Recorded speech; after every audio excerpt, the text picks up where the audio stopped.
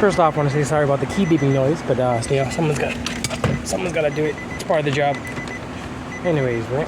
This video will help you guys figure out how to get to your AC blower motor resistor on your 2014 Nissan Sentra. First thing you want to do, lift up on this panel here. It's just push tabs. You're going to lift up on it very gently. Lift up so right there. Then you're going to stop. And then after you push up, lift up on it a little bit, only don't lift it up to make sure it comes into these two tabs in the bottom here.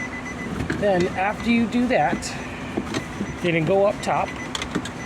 Right? Oh well, let me just give it a little loose.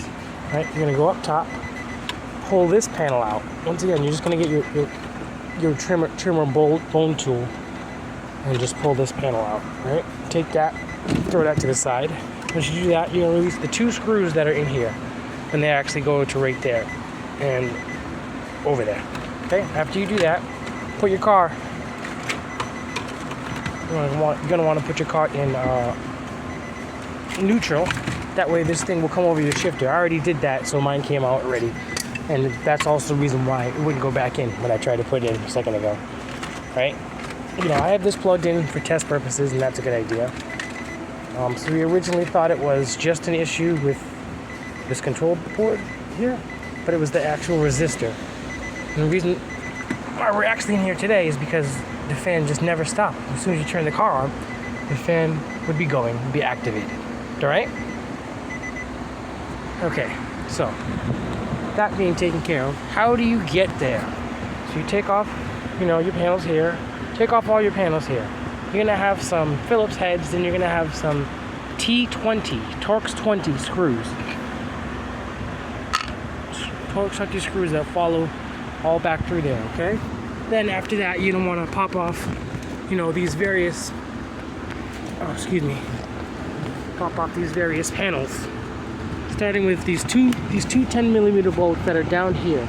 And this is actually where the latch goes. Once you get that latch gone, right, you can let that go. And it'll just hang there. Then you want to take out this screw here. I don't always take it out. I usually just leave it here and let it hang. Then, after you let that hang, you take the 4 10mm bolts out of this bracket right here. This knee bolster, security bracket, whatever. Take those out, right? You loosen this panel a little bit just so you can get to these other panels and stuff here.